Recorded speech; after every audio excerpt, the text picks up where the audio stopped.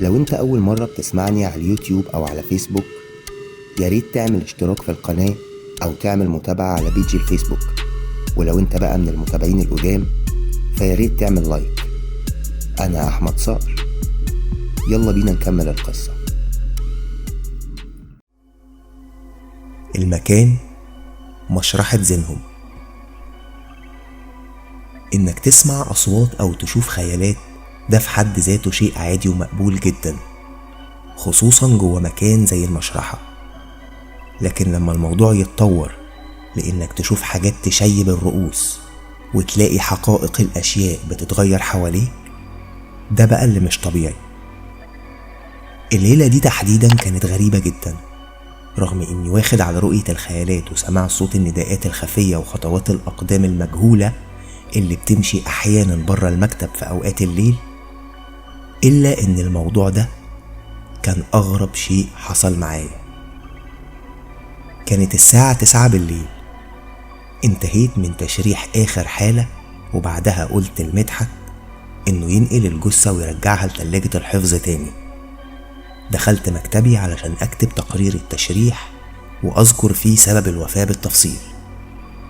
لما دخلت المكتب لقيت فنجان قهوة سخن وبيدخن كان على مكتبي، جنبه كوباية مية مشبرة. معرفش مين اللي جابهم المكتب عندي، رغم اني ما طلبتش من حد انه يعمل لي قهوة. قلت يمكن عدوي حب يعمل معايا واجب بفنجان قهوة جميل زي ده. المهم اني بدأت اكتب التقرير وانا بشرب في فنجان القهوة بتلذذ واستمتاع فظيع. طعم القهوة كان حلو جدا، والطريقة اللي معمولة بيها غير اي قهوة شربتها قبل كده، وده اللي خلاني استغربت اكتر، لدرجة اني سبت التقرير واندمجت قوي مع القهوة. وصلت لاخر جزء في الفنجان، ولسه بنزل الفنجان من على بقي حسيت بطعم دم. نزلت الفنجان بسرعة وحاولت اطلع اي حاجة في بقي انا شربتها على الارض.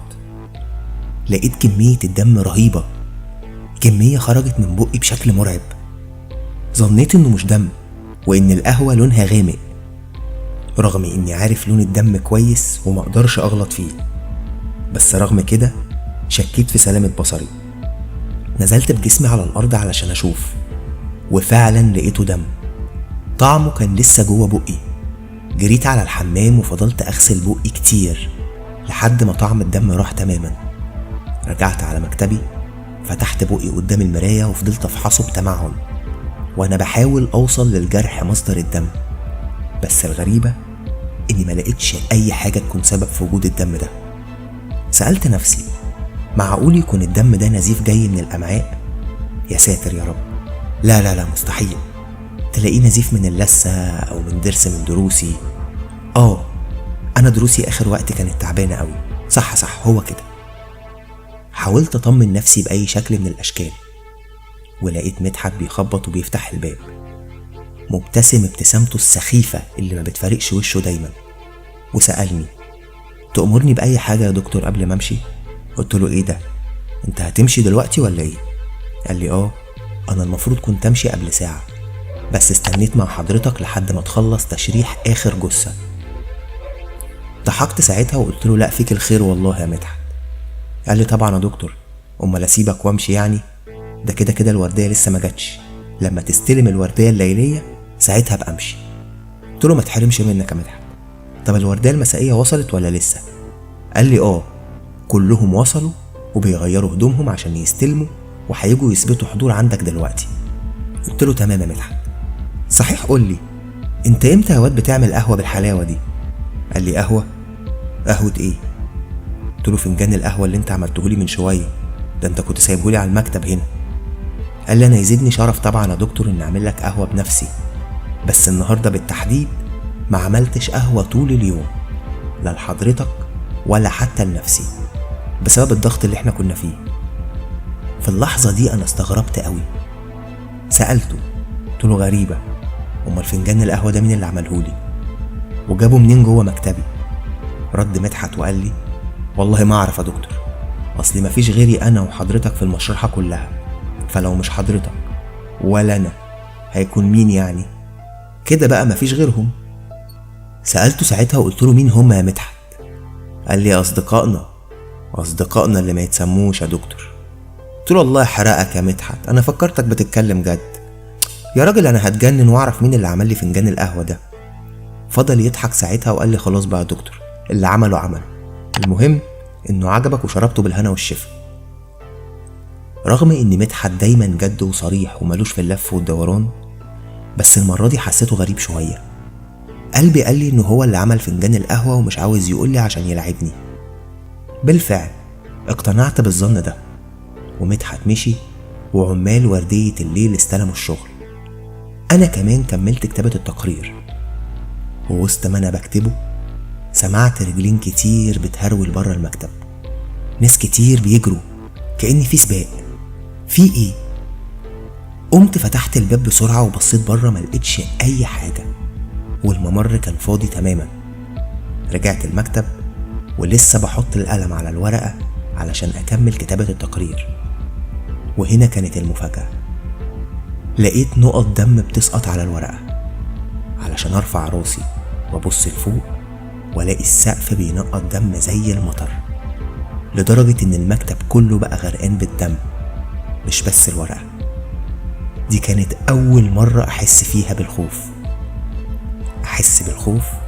لدرجة إني نسيت إن أنا أصلا شغال طبيب شرعي والمفروض إني مخافش. قمت فتحت باب المكتب وجريت زي الأطفال، صرخت على العمال. جالي جمعة ورضا سألوني خير يا دكتور، في إيه؟ بتزعق ليه؟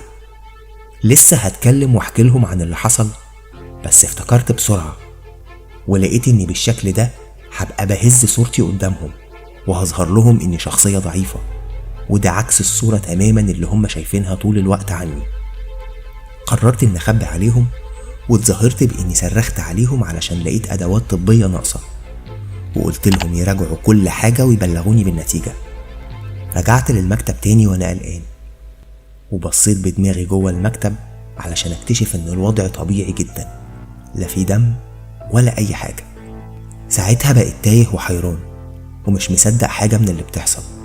من كتر حيرتي وعجزي عن الفهم كان هين عليا أفضل أضرب براسي في الحيطة لحد ما تتكسر. بصيت على التقرير اللي كنت كتبت أكتر من نصه تقريبا، وكانت الكارثة إني لقيت الورقة بيضة تماما ومش مكتوب فيها حرف واحد، وكأن كل الكلام اللي كنت كاتبه فيها اتبخر وطار في الهوا. اترميت على الكنبة وأنا حاسس بخنقة مميتة بسبب الحيرة وانعدام الفهم. وفجأة أسمع صوت منشار كهربائي، صوته عالي جدا. الصوت كان جاي من بره المكتب، والصوت ده رغم إنه مش جديد عليا علشان بسمعه كل يوم يجي 20 مرة أثناء التشريح، خصوصا إني بستخدمه في كسر الجمجمة وشق عظم الجسم، لكن الصوت كان عالي لدرجة مخيفة.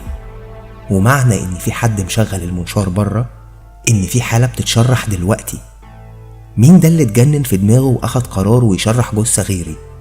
التشريح من سلطتي أنا بس ومهمتي أنا بس، لأني أنا الدكتور ورئيس قسم التشريح هنا. خرجت من المكتب هايج زي المجنون وناوي أطين عيشة العمال البهايم اللي بره، وجريت على غرفة التشريح. بس بمجرد ما وصلت الصوت سكت، ولقيت غرفة التشريح فاضية بالكامل، ما فيهاش حد. بس لقيت آثار دم على ترابيزة التشريح، وده معناه حاجة من اتنين: إما كان في جثة هنا حالا، أو إن الدم ده بتاع الجثة اللي كنت بشرحها من شوية، وإني مدحت مشى من غير ما ينظف المكان بعد ما خلصت. والدم كان عبارة عن كتل كبيرة متجلطة، كتل سميكة تقدر تقول عليها قطع الكبد. جذب نظري حاجة هزت كياني.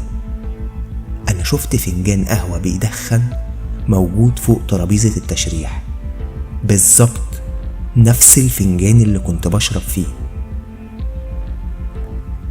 دخلت الأوضة ولسه بقرب من الفنجان علشان اكتشف فجأة وبدون أي مقدمات إن الكهرباء تقطع والدنيا تبقى كحل، حتى صوابع إيدي ما كنتش قادر أشوفها.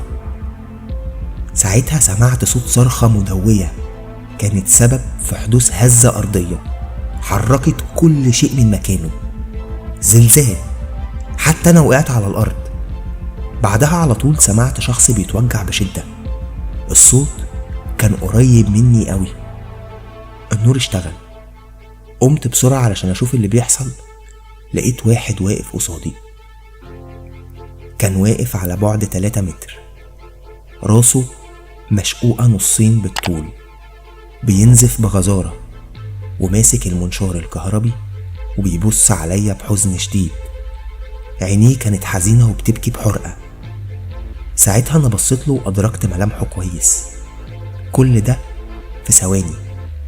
جسمي اتكلبش، أو بمعنى أصح نشفت وأنا واقف في مكاني. ما بقيتش قادر أنطق أو أتحرك. حسيت بصقيع وبرودة شديدة قوي في كل حتة في جسمي. بقيت شبه التلج. دقات قلبي بدأت تتسارع لدرجة إني حسيت بتعب وإجهاد، وكنت فعلا هترمي على الأرض، لكني تمسكت وقدرت أفك القيد اللي عليا وهربت من الأوضة. أول ما وصلت للممر الإضاءة فضلت تترعش بسرعة رهيبة. أثناء الرعشة دي كنت بشوف الشخص ده بيظهر لي ويختفي في كل مكان حواليا، لدرجة إنه كان بيظهر لي على الجدران، كان بيظهر على السقف، بيظهر على الأرض، في كل حتة. طيارات هوا جاية من كل اتجاه بتلمس جسمي وتكهربني. كان الهوا لما بيلمسني كان بيكهرب جسمي كله، وكنت بأصاب بحركات من الشلل. كل أبواب الأوض بقت بتتفتح وتتقفل من تلقاء نفسها، وبيصدر منها صوت مزعج ورهيب. أكتر صوت كان واضح فيهم هو صوت الأوضة رقم 2، لأن الباب بتاعه هو أضخم باب في المشرحة، وكان ليه صوت مزعج ومميز. الإضاءة ثبتت، ولقيت الشخص اللي كان ماسك المنشار نايم قصادي على الأرض، واسطوانة بتاعت المنشار راشقة في نص دماغه، أسماها نصين، حواليه بحيرة دم، وعينيه الاتنين مفتوحين بشكل مروع. بيبص ناحيتي، راسه مسنودة على قطعة قماش. القطعة دي كانت بيضة وبقت حمرة من كتر الدم. قطع قطن كتير قوي متناثرة في كل مكان.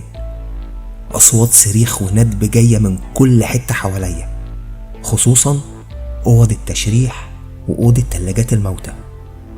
الشخص الميت اللي نايم على الأرض ده لقيته بيصرخ وبيحاول يقوم، لكنه ما كانش بيقدر، وكان بيسقط تاني على الأرض.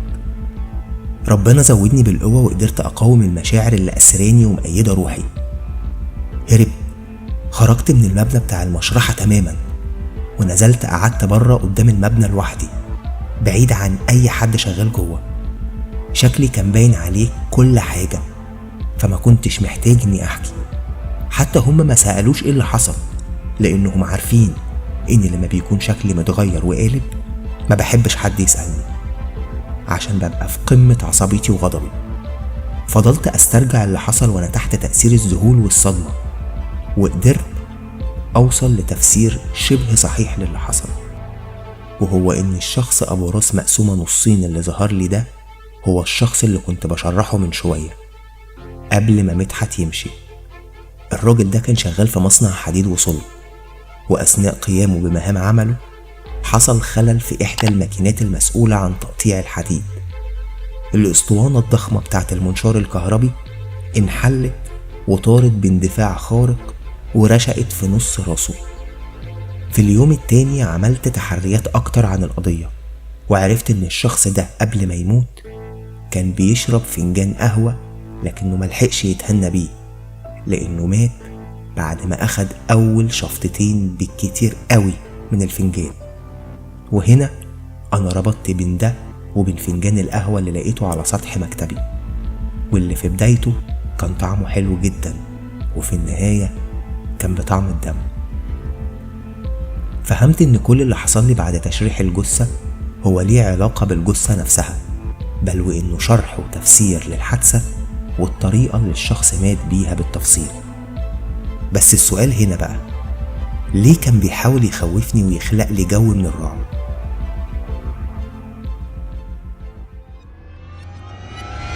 لو انت معايا لغاية اللحظة دي فحب اقولك ان انا بحييك. ياريت لو القصة عجبتك ما تنساش تعمل لايك ولو أول مرة بتشوفني على اليوتيوب ياريت تشترك في القناة وتسيب لي رأيك في تعليق. أنا أحمد صقر، باي باي.